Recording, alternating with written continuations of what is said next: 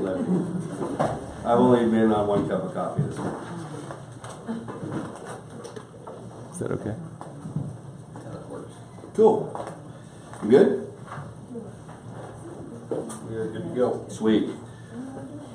So again, first of all, hello everyone, and thanks for the pleasure of joining you today. My name is Kenan Rappuchi. I'm a Mass Challenge Texas mentor and founder of Celerant. We're a local Austin-based sales, business development, and growth consulting firm. But first of all, congratulations to all of you for being accepted as a finalist into the inaugural Mass Challenge Texas program. Great honor. I do see some familiar faces, some of whom I've worked with and talked to already, and I've also seen a few of you during my early round 1 application and round 2 panel judging. I look forward to helping you all in any way that I can on your path to launch and success for your emerging business. We're obviously a program that puts a lot of emphasis on making an impact socially, technologically, and for growth for everyone. So anything I can personally do to help you along the tactical path to get there, I'm available for and motivated to do so. So with that, let's dive right in. Today's session topic is growth readiness, setting up for sales success. So here's the outline. I'll cover the fundamentals of setting up your core sales and business development function, which essentially will get you to a functionally effective state of selling your product or service or solution to your audience. Now, most of this content, just full disclaimer, is business to business. To those of you that are B2C plays, some of this will apply, but you're going to focus most of your energies on strategic marketing and understanding what your consumer journeys are, as opposed to businesses, which is sometimes a little different sales cycle. But again, some of these fundamentals will apply. We only have an hour, and there's obviously a lot more we can deep dive into, and which is why mentor hours and sessions and me being available to help you afterwards is something that I encourage you to take advantage of. So what we'll focus on today is the essentials. We'll have plenty of time for Q&A at the end. Like to just have an open session and dialogue on some of the things I cover. So as I go through the essentials and just kind of breeze through the material, you'll just want to jot your questions down, and then I'll open up Q&A at the end, and we'll have a good open discussion. Sound good? Okay, with that in mind, let's start with an eye-opener. 90% of startups fail, and our startup failure rate is historically abysmal. This is due to a lot of factors, that most of which are self-destructive, but common failures include scaling before market validation or acceptance, overlooking key preparations, and misaligned priorities. What we understand here is, a lot of common causes of startup failure can be mitigated or even eliminated, but how do you do that? You start with the fundamentals. Growth is not to be hacked, regardless of what you hear and how cool that statement sounds. Growth requires a clear, all hands understood and documented roadmap, structure, systems, and metrics. The finer points will evolve over time and through stages of your growth and market conditions, but the core elements will always remain. And so let's cover those today. So by definition, sales itself is tactical and operational. Marketing is strategic. Obviously, sales is relational, it's dynamic. There's a lot of interactions, it changes regularly with your engagements. However, it directly feeds from and into your marketing strategy. So at an early stage of launch, what's more important? Marketing or sales? Sales. Marketing. The answer depends entirely on your customers. Okay, all right. So you clearly are developing your market strategy and your entry, and you understand who you're going after, and they drive how you're going to get to market. So either way, founders routinely underestimate how long it takes to validate a market. Many think you should already have paying customers because of some of the early reception that you've gotten. When in fact you may not have even really passed the validation stage. And there are ways you can determine that early on. And that requires direct, intensive, focused engagement of your target customers to systematically collect, analyze, and act on their feedback. Be able to interpret, understand it, and see if it aligns with your solution, value proposition, and competitive advantage. Startup Genome Project stated, startups typically need 2 to 3 times longer to validate their market than most founders expect. This underestimation creates pressure to scale prematurely. So in the early stages, market feedback is actually more important than revenue. That'll help you understand, are they receptive? Do they show buying signals? If so, why? What are the factors that are encouraging them to buy and engage with you? Are they the reasons you expected? Is their view of the problem that your solution addresses the same as yours? From the outside in, we can make assumptions about what they're dealing with in their day-to-day lives, in their business, in their industry, with their competition, with their systems and infrastructure. You need to know what they know and be able to close that gap if you don't. That's why market feedback is critically important in the first phase. So, how do you close that gap? Pretty simple. You set yourself up with a roadmap that's quite tactical that consists of 4 key elements. Your launch strategy and readiness. I'm sure you all are familiar with Lean Canvas. Most of you all probably filled one out. Clearly you've got a business plan that makes sense because you pitched it. It was received with open arms and a lot of positive feedback. So that's why you're here. So clearly you've taken care of sort of how you're getting to market, what problem or solution you're addressing, and why it's important to the market you're serving. Systems and operations are also a key part of this. Your CRM, your telecom, your infrastructure that allows you to, again, systematically reach out to your target audience and have a structured format of being able to engage, qualify, understand their feedback, and put it into format that you can analyze and determine how to apply that information to your continued growth goals.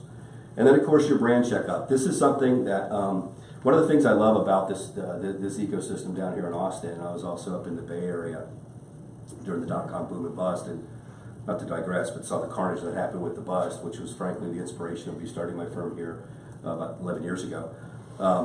That is, a lot of startups, you're doing everything. And you're managing your business, you're preserving runway capital, you're looking at resources, staff, costs, budget, timing. There's just so much going on.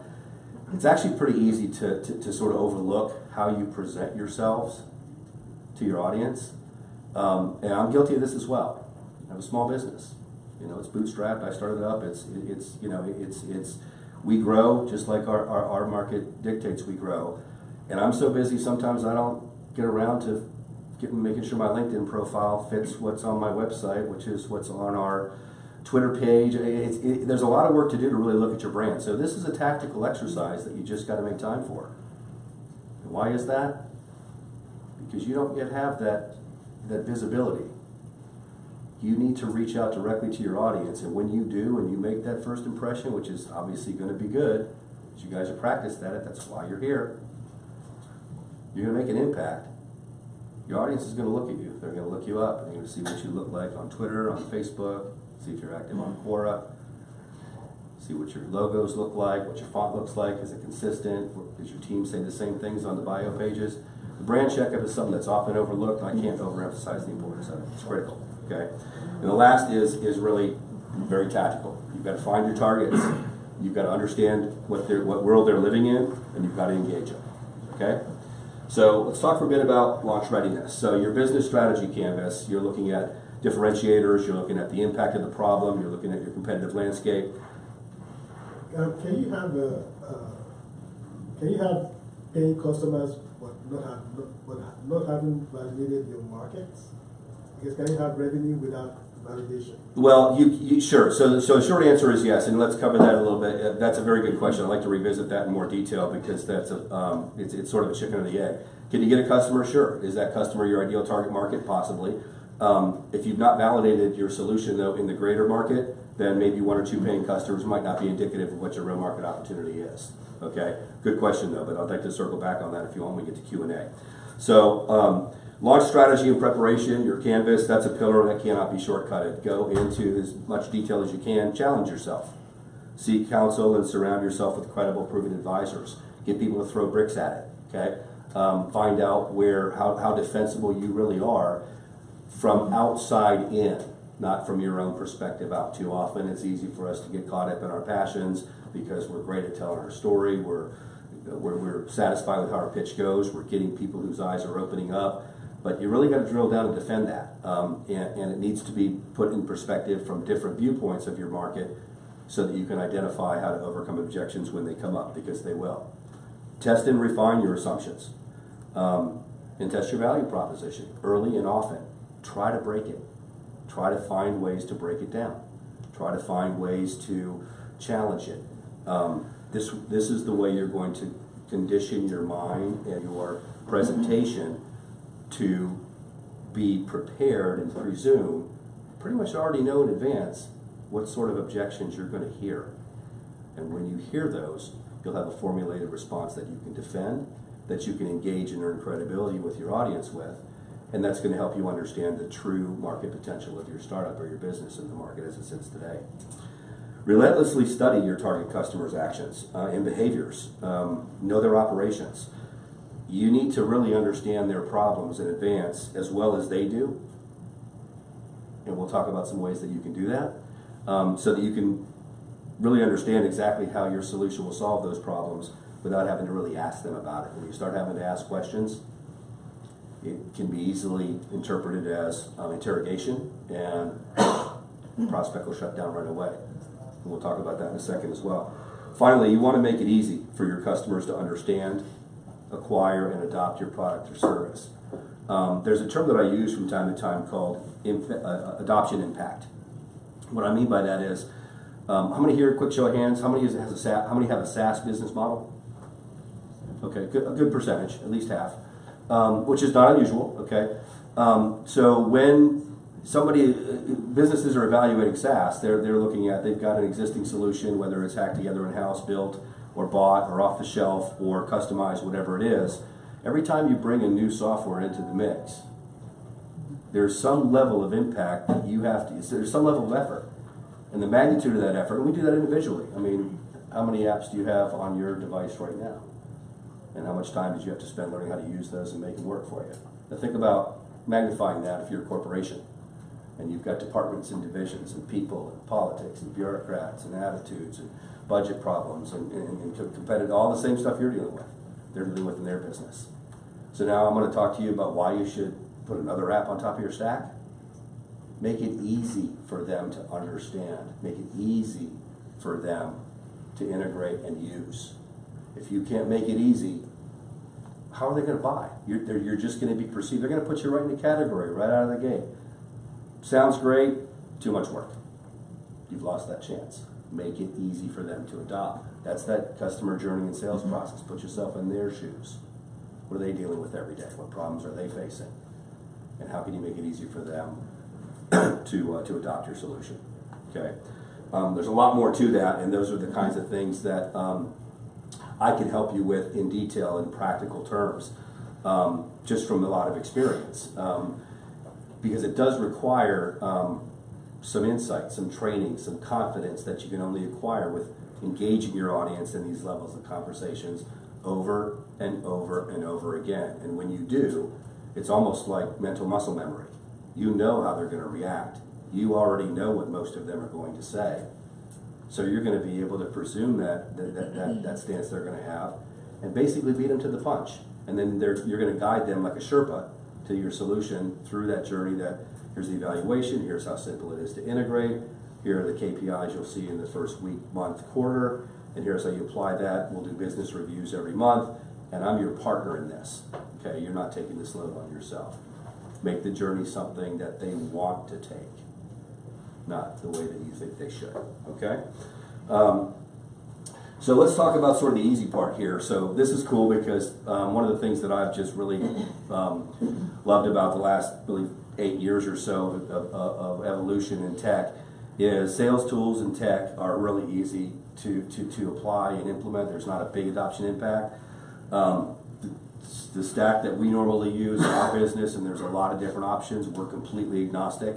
We like the ones that are easy to set up, don't cost a lot of money, are reliable, and they work the way they're intended to work, and the support is decent, if not superior. So it took a long time to figure out which ones of those are great and which ones work for small businesses. For example, on CRMs, I started working with Salesforce 2000. I go back to like ACT and Goldmine and FileMaker Pro, so you can probably see that by the gray on my continents here. Long story short is we like ease, scale, and simplicity so that we can minimize the impact of adoption. So this is the tech stack we use. Most of it you're probably familiar with. One thing I want to touch on real quickly, and sometimes this is another thing that's often overlooked, especially in the age of devices, is telecom, phone systems. So there's Ring Central, there's a whole bunch of them. There's a whole bunch of VoIPs. We chose one called Line 2, and this is not a plug. Again, I'm totally agnostic. It just works. It's perfect for small businesses. It's $15 a month, or $12 if you buy it for a year. And again, I'm not pushing it.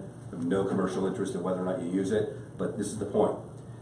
Not a good idea to do business off your cell phone. There's a bunch of reasons why. Okay, not the least of which is if you're doing outbound prospecting, which you're going to have to do. Talk about that in a sec. You don't want to get a call back from a message you left and then have your cell phone ring or be disrupted on another call back or get voicemail. Ideally, you have one or two colleagues that can pick up that call with you. A system like Line 2 allows you to synchronize phone incoming calls back, and if you're using a CRM and you're all on it, and it's a prospect you called, and you log that call, and one of your other prospects calls you back and you're having a great conversation, and the one you just left a message for calls in while you're on that call, one of your colleagues can pick it up, go right to your CRM. Oh yeah, I see you spoke with my colleague.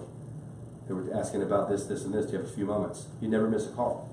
So, look, this is not absolute. These are ideas and tactics to set up for success, but when it all comes down to it, if you can afford $15 a month, I highly suggest that application with phone calls and setting up. All these things, this is sort of the world I live and love, is setting up this systematic stack to help you be successful and use it well. Our firm is one of the premier HubSpot sales partners.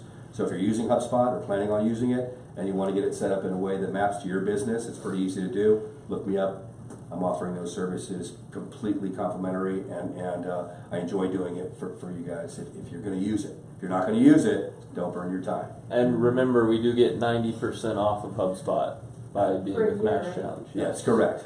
To reach out to them, do we? It'll be on your deals and discounts on the dashboard. So Okay. that's been updated. And then I'll just click on that and it'll Yes. lead me to the admin. It's significant. One of my Yeah. clients in close proximity, we just upgraded to the full Sales Pro with sequence, workflow automation, 5 users. It's awesome. And sometimes adoption, I got to drink my own Kool-Aid. Sometimes adoption is hard. We have to continue to gently nudge, demonstrate how to use, but this pays off huge dividends as you start to grow. The problem is you start scaling up, you get a few customers. I'll get to the CRM later, or let me try Pipedrive, or no, I don't like it, or let me try Sitely or Zoho or Salesforce. You never do anything with it. You just keep adding apps on your, That's where we are right now. Well, that's where you're not alone. That's where most people start because, come on, you guys are human. You have to get some sleep. You have to take care of yourselves a little bit. So you're going to try something. If it doesn't work right out of the gate, you're just going to leave it there and get back to it later. I can't emphasize enough that this is the easiest part, yet it's the most often overlooked or mashed together reactively. It really is the lifeblood. If you're not prepared with all these little pieces along the journey, like you don't have a screen share set up yet or working for you, what happens when you get a prospect engaged and they're excited and your timing is perfect? We were just looking at this. I have time now. Can you show me your solution? You want to be able to say, sure, go to this link.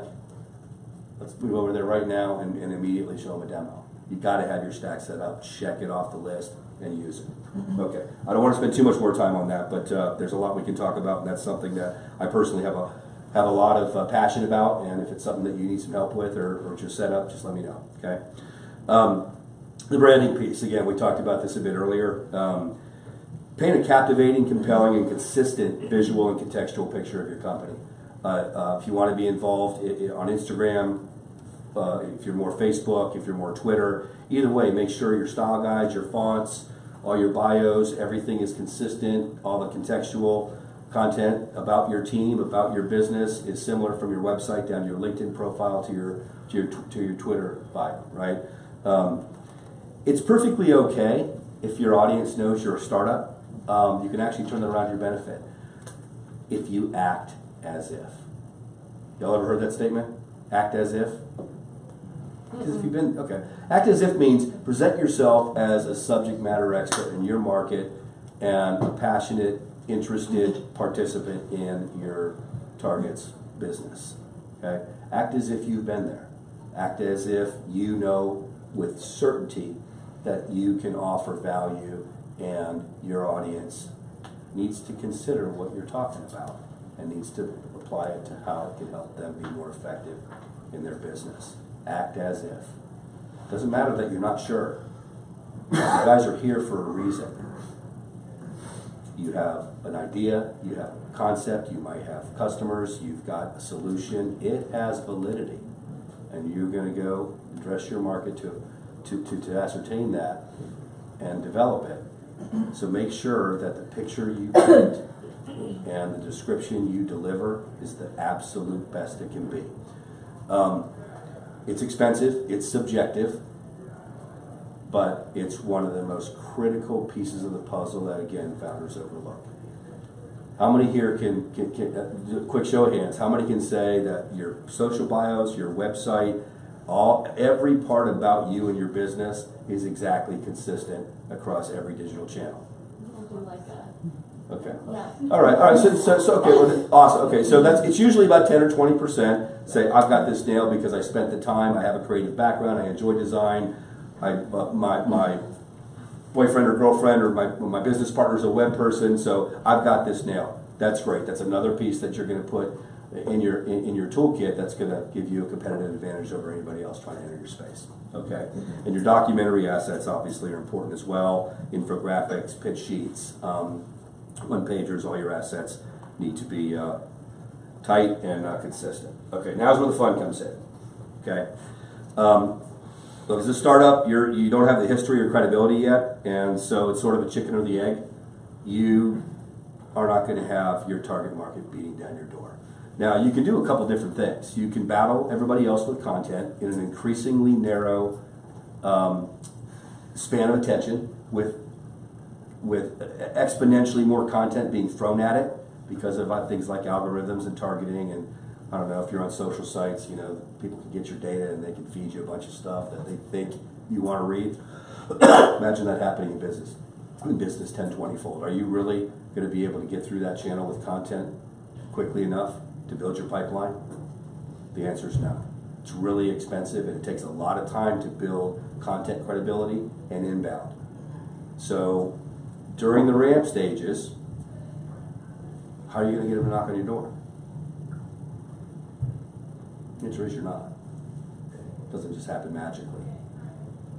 You have to reach out to them. There's a lot of tools that are easy to use to target your prospects. Make sure your personas and firmographics are really, really tight. There's a lot of great automation, actually, that can feed information to you. These are just some examples here just to make a visual. But when it's all said and done, interns and freelancers, there's a lot of really good ones that don't cost a lot of money. If you give them a well-formatted firmographic and persona profile, and if you would like one, ask me after the session, give me a mentor hours, I will give a framework to you. I will show you how to fill it out and use it. I will dig down with challenging criteria such as where are they active online? What are they reading and why are they reading it? What are their 3 main reasons why they would buy and drill down? What are the 3 main ones they won't and why? So we have to challenge ourselves with this because that's going to put you in a mindset of understanding what they're thinking or having at least a 75% chance of being accurate in understanding what they're thinking and dealing with the first time you make a connection with them. We'll talk about what that looks like here in a second. So that's important. Give a freelancer or an intern a great firmographic profile. A couple of good examples from LinkedIn, for example. You can fill your prospect list really quickly. The only advice there is make sure you segment it, put some important information in a structured format about your prospects before you import them into your CRM. Another quick show of hands. How many have just taken a contact list and thrown it in a CRM and hope for the best? Wow, that's great. Usually it's like we've all tried that. So you guys are obviously doing something right. Okay, so this is where it gets enjoyable, right? So approach your target market as a credible advisor. Address their problem with a presumptive statement. Deliver useful information like a recent announcement that affects their industry or what one of their competitors just did. And quick pro tip, Google Alerts is a great way to get that information quickly.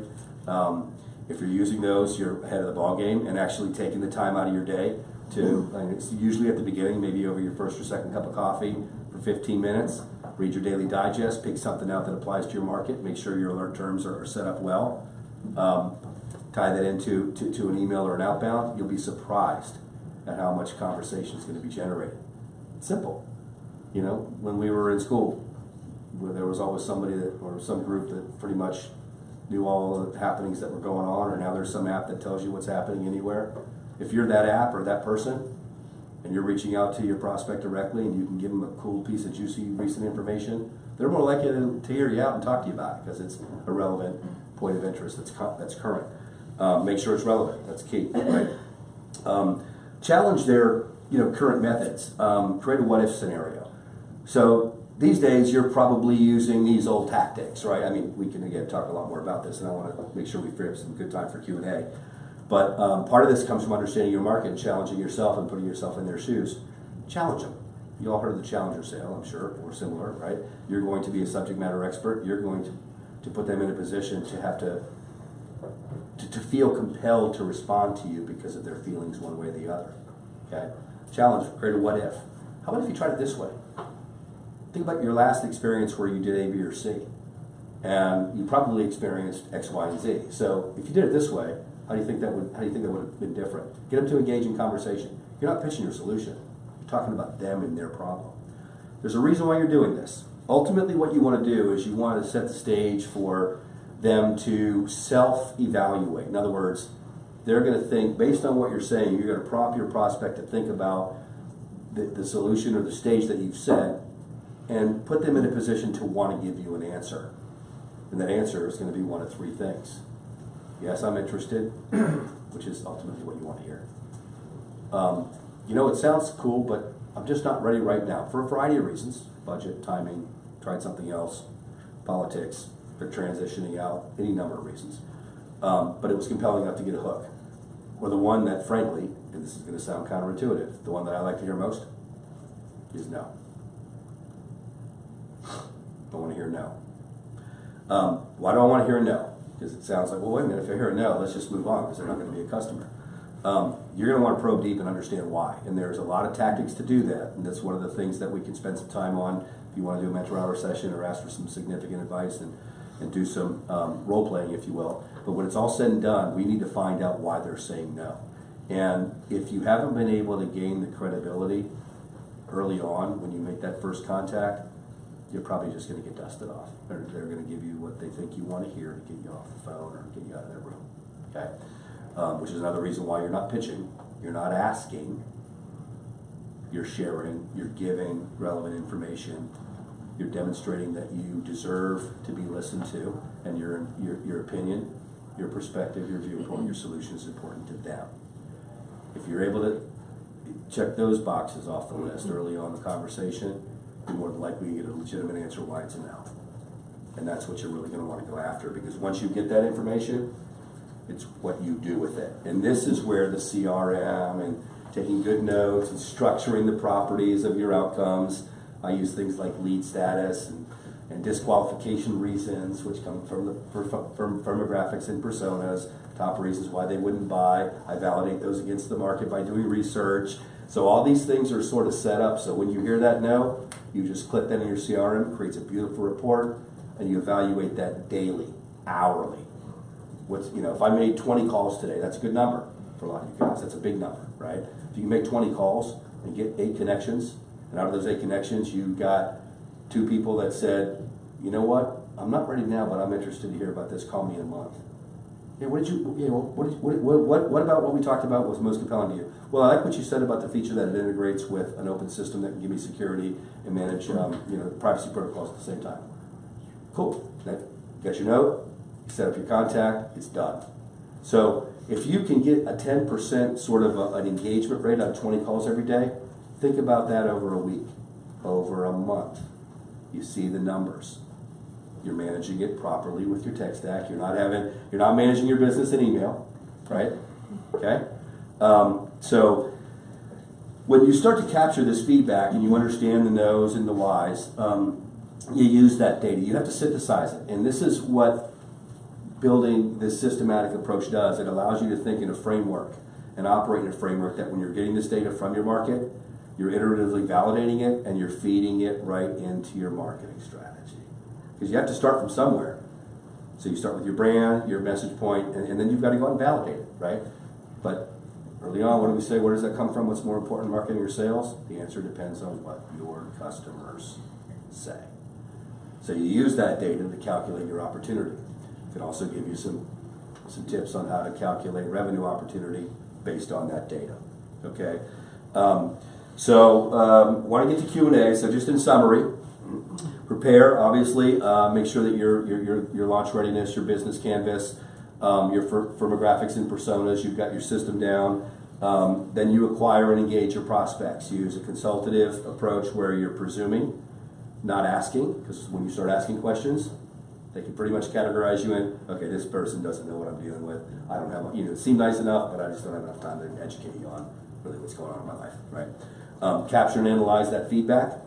Adjust, align, and verify. That needs to seamlessly be involved iteratively with your marketing and your messaging, and continually evolve. And basically rinse and repeat. So that is essentially where we are at the moment. Let's open up the floor. It's a little bit longer than I anticipated, but I'd like to leave a half hour or as much time as y'all have, and the floor is open. Okay, go ahead. So we do a lot with schools, and you can call, and it's really difficult to get the decision makers. So what about just pulling up on going to certain venues and just pulling up instead of calling majority of the time? What do you think about that? So education tech, is that what your solution is? Yes, sir. Okay, is it for, and to answer that question, let me learn a little bit more. What's the primary value proposition that your solution delivers? Is it insight, information, accessibility, what is it? College and career readiness solutions. Okay. Is it based on tech or is it based on subjective? It's based on both, so it's also tech and it's also enrichment programs. Okay. And you sort of looked at your competitive landscape, right? Yes, sir. Okay, so what is your one advantage, and then I'll answer your question after this one. Okay. It's going to help me answer it best. Okay. What's your single most valuable competitive advantage over your competitors? Is that we actually show, provide workshops that help students that do not want to go to college. We provide them with the option of enrolling in technical schools, and we get it done within one day. Okay, so it's time and information, right? Yes, sir. Saving time and giving you information. So who in the school districts would probably be the people that would have the most interest are influencers, which you could probably connect with more easily than decision makers. Okay. So you use an influencer. So that might be a career counselor. No. Yeah, they really don't have that much for us. Okay. Yeah. So either way, you're going to have to make direct contact, and it's going to have to be done with information. So you're going to have to understand what that district or what that organization is dealing with, and hit them with a brick right out of the gate. Okay. But either way, it's got to be something that's going to open a door, and you're going to have to try a few different approaches. Measure what works. One of the things about HubSpot is, and any other CRM has, how many of those emails were opened and read. I've seen some emails read over 100 times. And what should I do, when I go in person, that blows them away? Probably get more reception if you showed up. Example of what you did, not a testimonial, but a tactical, operational, something you can see, touch, and feel. Okay. Hey, so you're dealing with this every day, and we work with districts and individuals like you all the time. They're always concerned about this and the impact it has on their operation. Let me show you a better way to do it. Get them involved. Try that if you're going to show up. Not a bad idea though. What are the expectations in terms of sales materials today? Do people want one-pagers, white papers? Are people actually even downloading these things? Great question. So it depends on the audience. Generally speaking, what I've seen work better lately are these little animator videos. Are people actually even downloading these things? Great question. So it depends on the audience. Generally speaking, what I've seen work better lately are these little animator. A pilot means that there's the adoption impact. I got to try this out. I don't have time for custom implementation, right? What does it do? Why do I need this? How is this directly mapped to what I'm dealing with every day? Show me how it solves my problem. they're engaged, but by that point, you should be closer to sending them a contract than giving. You know, you're going to have some older people like yours truly. I will open, because I'm weird that way. I like to read how people write. I look at stuff like punctuation.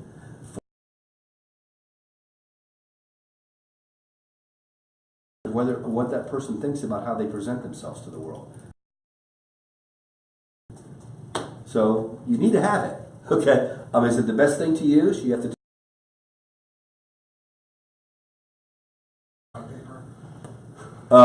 If that white paper has a title, Yes. that speaks to me and exactly what I'm dealing with, I'll give you an example of one. Okay. So, and I have to make this up on the fly. How to write the perfect cold call script. Okay. I would read that. And I've read a million of them, but you know what? I'd read that. You know why? Because that's what my company does, right? That's what we have to do. We have to generate interest. Or how to learn about it. You know, crash course in AI, 2-minute crash course in AI. Know everything you know about AI or blockchain. I would read that because it's new and exciting and something I don't know enough about. But you need to know that about me before you say Can I it. tell you the title? Sure, tell me the title. Advances in biopesticide development for eradication of invasive mussels. Okay, that's way over my head. Right? Okay, I know my limitations. Okay, it's interesting. Very targeted. That's what I'm sorry to be so conversational. Just the thing that I'm like, this stuff is keepers I have to get through. So a lot of the old school things of going and speaking at conferences, getting keynote spots, doing the conference circuit, all that kind of stuff, right? So much direct marketing. Well, you still need to have a system to collect that expertise to be able to give you guidance there at this stage, but it is interesting to me. So if there's something I can do to maybe drill down at another time, I'd be glad to do that. Question I asked first, can you have revenue without having validated your market? Yes. And then other question is, this CRM, would it apply to business to consumer, this CRM? Great question. Both. They kind of act as a CRM with regard to understanding the behavior of your consumers, where they're traveling on your site, personalization of that experience with them. But the same concept applies. It's capturing that data, giving you the analytics, and putting you in a position to do something that is necessary for that person based on their preferences at that time. I have a quick question regarding sales and marketing. In my head, there's been a huge shift, and you guys have seen this. Sales now, so you're talking about creating the implementation, creating the transaction, and if it's a large ticket item, buy-ins to get, you've got consensus decisions. That's a sales function. Differ that AI is going to replace sales. It's not. There's still going to be a need in business transactions. Strategic and evolving.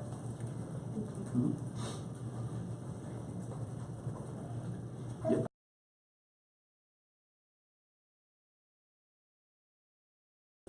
So a good synonym for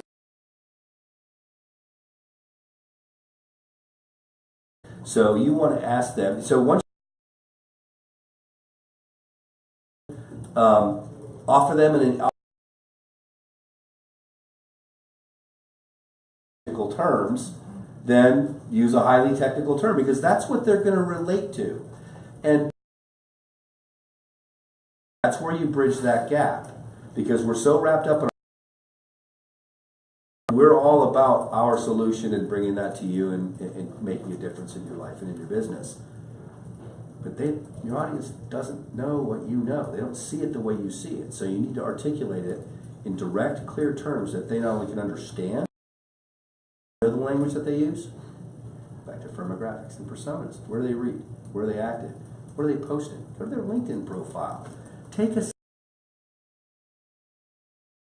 much information. No. Look at it. See what they wrote. See the language they use on their own profile. That's what. But to the extent you can sort of mirror that and use that approach, you'll find that, you know, familiarity breeds engagement, right? Kind of tagging along to that. So, if I'm looking at like the emergency medicine space, very different. Do I rewrite everything 3 times in 3 different? That's a great question. So, for your audience, you want to be able to put contextual messaging in what they're going to relate to. You put contextual messaging in what they're going to relate to. The structure remains the same. I wouldn't overthink it. I would make that section on that one piece around EMT. That you can use to kind of consolidate, but do a call to action, learn more, right? Thanks. Yep. Sure. Kind of piggybacking off of both of those questions, wanted to understand how this information can actually help guide your own branding and messaging and how to kind of incorporate that language, and if there are some tools. I know that you had a slide about brand. Okay.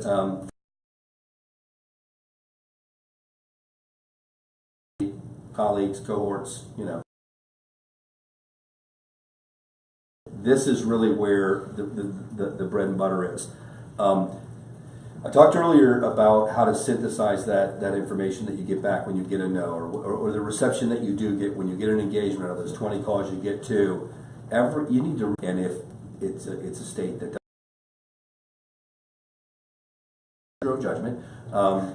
You didn't hear me say that. At the end of the day, I need to record a call without having to say that, right? So listen. 5 minutes with you on a cold call, that is gold. Listen to their inflection in their voice. Most people just look beyond this because there's too much going on. But this is the only thing that matters. It matters is what your customers are saying and what they think about it. It says nothing else matters. That are set up, act on that information, that data, those assets, you're making it exponentially harder for you'll answer your own question. Does that make sense? Have you ever recorded a phone call with anyone and listened to it? A couple of them, yeah.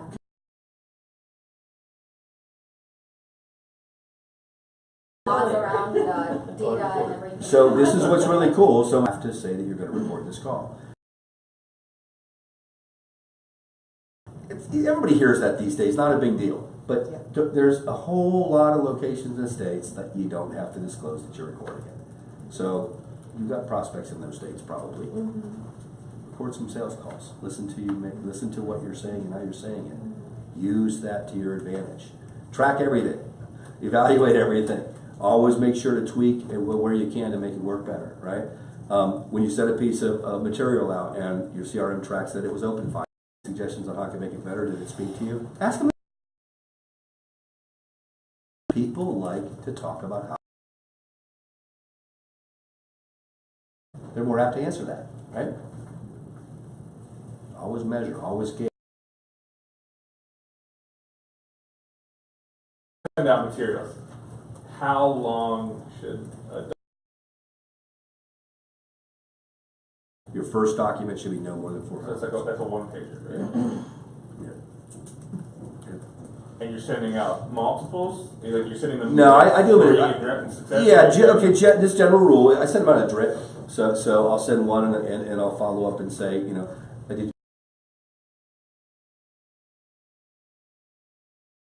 in their inbox with more stuff, right? So it's got to be sort of a time. It's a delicate. You kind of figure this out over time. What cadence works better, what timing works better, what sequence works better at what stage. But it all comes and measure the interactions and engagements that you're getting. Just like how you guys built your businesses. Start with an idea, try to have a concept, go to a big business plan, study your market, all the things you did to get here. You're all successful already, every one of you. And now you just got to, do some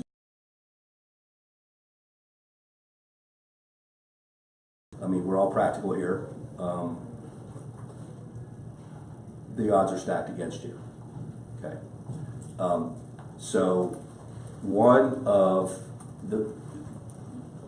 my firm or fail faster with less risk. Program, our firm has a program that comes on board and builds all this stuff for us. This is not a commercial pitch. This is what I suggest you guys do. Everything that I covered here. Set this up. I will help.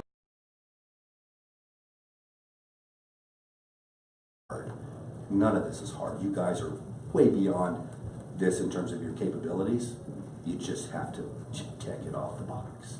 The hard part is marketing. Okay? So doing this and being disciplined to it and following this prescribed system, you'll find out faster. And you're just going to have to make that decision yourself. Oh, shoot.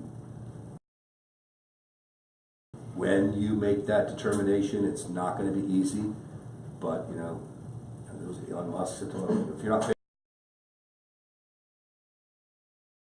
and what kind of carnage comes out of it. I was in the Silicon Valley during the dot-com boom and bust. Disaster. And I said, there's got to be a better way. Jobs were lost. I mean, I literally was in VC A-round rooms, boardroom. I'm not kidding, one pitch. This is how insanely stupid it was. There's no validation. Hire people, build something, see if it'll sell. We saw what happened. Okay. The practical application of getting to market will never change. You have to go out and talk to your customers in a way that they'll be predisposed to engage with you. Have them tell you what your real opportunity is. Because nobody else will. It's your market.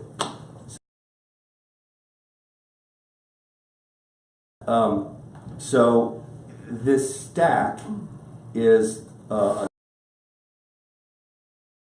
specific value. What has the value is what comes out of it. So on this Kickstart program we have an output report that says we found 377 prospects. We made 2,078 contact attempts. We reached outbound contact attempts, and 97 we engaged in conversations with. Out of that 97, this is the breakdown of the yes, no's, laters, and whys. And this is substantive proof directly from my target market based on this persona and firmographic, and this represents. And they'll look at that and go, they're more likely to. I'm here a phone. Have your late next week or the week after.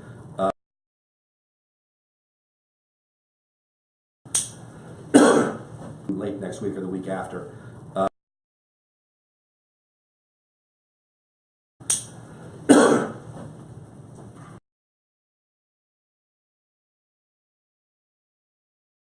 Earlier in my round 1 and round 2. Environment with you know the accelerator cohort. You guys are great. There's a lot of